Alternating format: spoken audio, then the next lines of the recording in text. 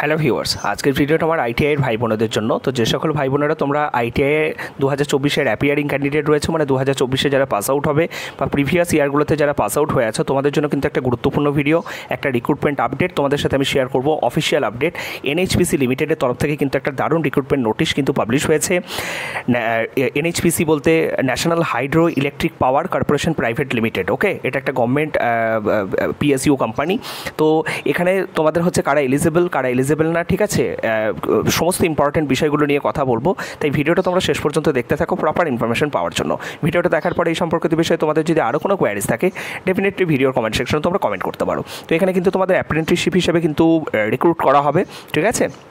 যেখানে সমস্ত যে পোস্টগুলো, এখানে সমস্ত পোস্টগুলোর ক্ষেত্রে আমি দেখলাম আইটিআই, তোমাদের এডুকেশনাল কোয়ালিফিকেশন যদি আইটিআই থাকে সেক্ষেত্রে তুমি অ্যাপ্লাই করতে পারবে। হ্যাঁ, আইটিআইয়ের পর যদি তুমি ডিপ্লোমা বা বিটেক করে থাকো সেক্ষেত্রেও তুমি এলিজিবল। কিন্তু এখানে একটা বলে দিয়েছে, দেখো যে সকল ছাত্রছাত্রীরা 2019, 20, 21, 22, 23, 24 এই 5 বছর যারা পাস আউট হয়েছো, ঠিক আছে, 2019 থেকে 24-এর মধ্যে আইটিআই, তারাই কিন্তু এখানে অ্যাপ্লাই করতে পারবে। ট্রেনিং ডিউরেশন বলে দেওয়া আছে 1 বছর। এবং তোমরা বুঝতেই পারছো এনএইচপিসি লিমিটেড এত স্বনামধন্য একটা জায়গা থেকে তোমরা যদি 1 বছরের ট্রেনিং করে ফেলতে পারো, সেটা কিন্তু তোমাদের জন্য খুবই বেনিফিশিয়াল হবে। পরবর্তীতে তোমরা প্রাইভেট জব বলো বা গভর্নমেন্ট জব, তোমরা যেখানেই জব করো না কেন। ওকে, তো এখানে দেখো নাম্বার অফ সিটস এবং কোন কোন ডিসিপ্লিনে তোমরা আইটিআই করে থাকলে বা কোন কোন ট্রেডে আইটিআই করে থাকলে তোমরা এলিজিবল, সেগুলো বলে দেওয়া আছে।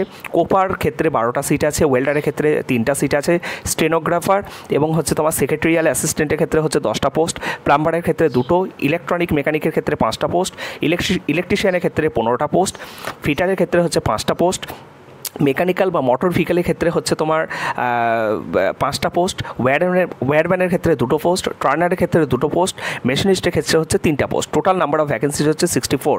ওকে, স্টাইফেন হচ্ছে অ্যাজ পার নর্মস, তোমরা সকলেই জানো যদি তুমি আইটিআই হোল্ডার হও সেক্ষেত্রে তোমাকে 8,000 টাকা প্রত্যেক মাসে দেওয়া হবে। আচ্ছা, এখানে এজ দেখো বলে দিয়েছে যে 10/5/2024 অর্থাৎ 10th May 2024-এর রেসপেক্টে তোমাকে কিন্তু যে ক্যান্ডিডেট অ্যাপ্লাই করবে তার বয়স হতে হবে 18 থেকে কিন্তু 25 বছরের মধ্যে।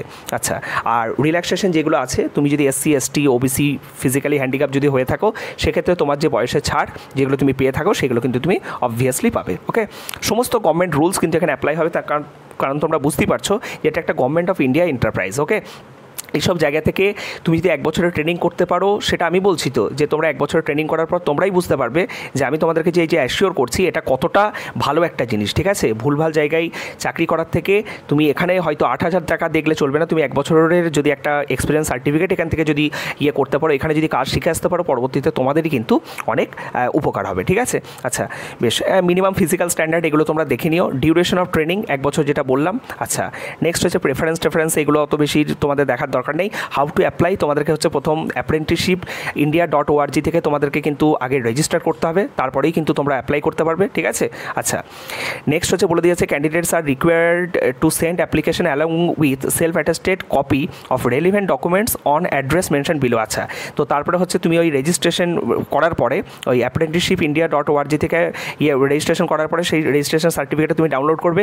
তারপরে সমস্ত ডকুমেন্টসগুলোকে তুমি করে, ঠিক আছে, সমস্ত ডকুমেন্টসগুলোকে অ্যাকুমুলেট করে তুমি হচ্ছে এদের যে ফর্ম্যাট আছে সেই ফর্ম্যাট হচ্ছে ফিল আপ করে নিচে যে অ্যাড্রেস দেওয়া আছে, ওকে, ডিওয়াই ম্যানেজার HR কি Tanakpur power station NHPC limited, Banbasa district হচ্ছে চম্পাট, পিন হচ্ছে 262310। ওকে, বেশ, application received after last date will not be considered. Last date কবে আমি সেটা বলে দিচ্ছি, পরে মেনশন করা আছে। আচ্ছা, সিলেকশন প্রসিডিওর বলে দেওয়া আছে, মার্কস বেসিসে তোমাদের কিন্তু সিলেকশন প্রসিডিওর হবে, মানে আইটিআই তোমরা ওভারঅল যে মার্কস পেয়েছো তার বেসিসে। ওকে, ঠিক আছে। নেক্সট হচ্ছে তোমাদের এখানে যেটা বলার সেটা হলো, দেখো অনলাইন অ্যাপ্লিকেশন স্টার্টিং ডেট বলে দেওয়া আছে 10th May 2024, মানে গতকাল থেকে স্টার্ট হয়েছে। Last date of enrolling apprenticeship portal, ঠিক আছে, অ্যাপ্রেন্টিসশিপ পোর্টালে তোমার যে রেজিস্ট্রেশন করার লাস্ট ডেট বলে দেওয়া আছে 30th May 2024।